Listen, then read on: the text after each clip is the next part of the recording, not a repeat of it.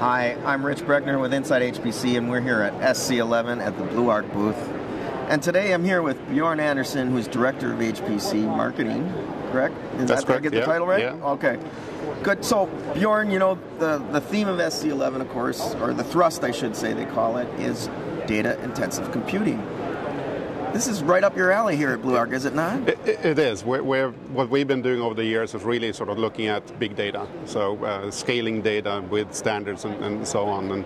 And what I think what's been happening with HPC over the last few years is that the focus has been moving from the compute side to the data side. And as I say, that's right up our alley. Yeah. So, but you know, you and I were talking before we flipped the camera on here. Big data is not new, is it? No, it isn't. Being in HPC, we've always been big data, big compute, big data. We have to put a label on it. I compare it with what happened with sort of grid or cluster computing moving into something that the more sort of majority can recognize with cloud computing. You take sort of technology we have had, make it easier to use, and put a label on it. And that's what's happening with big data now. Sure. So last time we met in person, Bjorn, you were, BlueArc was its own company, and now you're part of a much bigger company, Hitachi Data Systems. How's that going? That's going pretty well, actually. I compare it for my friends. It's like being engaged for 5 years and now we just got married. Because we had a relationship before.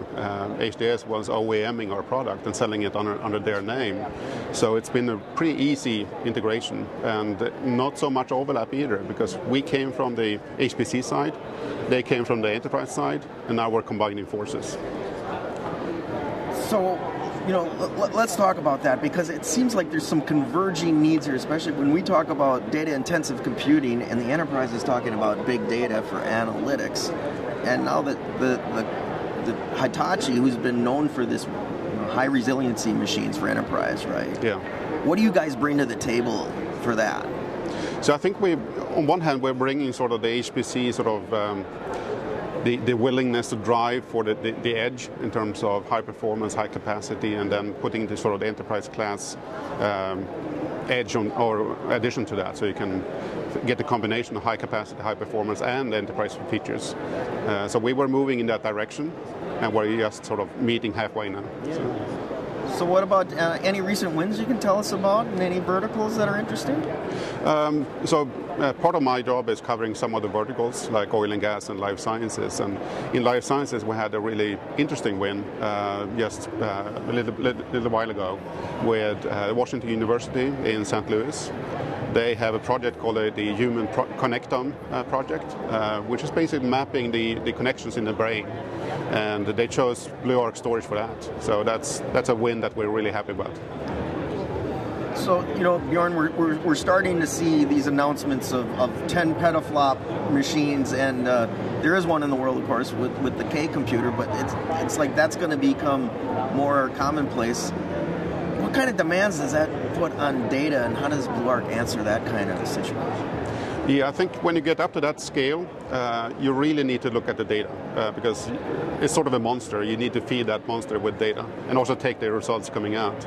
So it really drives the demands on the data and storage side as well.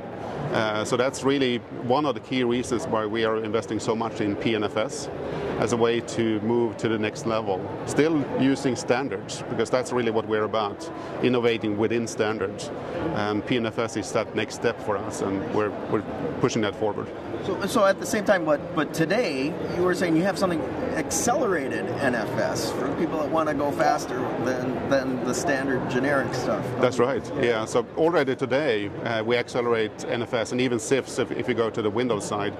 And our sort of secret sauce is that we actually do hardware acceleration of that. So we use FPGA technology inside our boxes. It's not visible to the end user, but we use it inside as a way to accelerate. There's massive parallelism on the hardware level.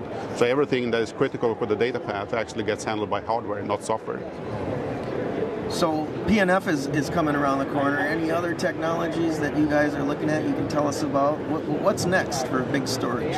Yeah, so part of being part of Hitachi Data Systems now is that we have access to a much broader portfolio. So on one hand, actually can see here in the booth, we have included some of the compute elements also, because HDS has a server offering that we now can integrate into solutions. But they have also made investments over time into other areas of big data. Big data demands basically a broad portfolio. So you need things like PNFS, but you also need to address different application types like the ones using MapReduce. So you need a Hadoop file system for that, and HDS actually has investments in that available to us now. So. You know, we were having a discussion with Dr. Grossman here this week, and he was saying, you know, Hadoop and the enterprise, they actually do big data better than a lot of these HPC guys. Do you agree with that? It depends on the application. Some applications, so Hadoop is really about moving the compute to the data, and some applications work well for that. Other ones are more sort of the classical HPC where you move the data to the compute. So you need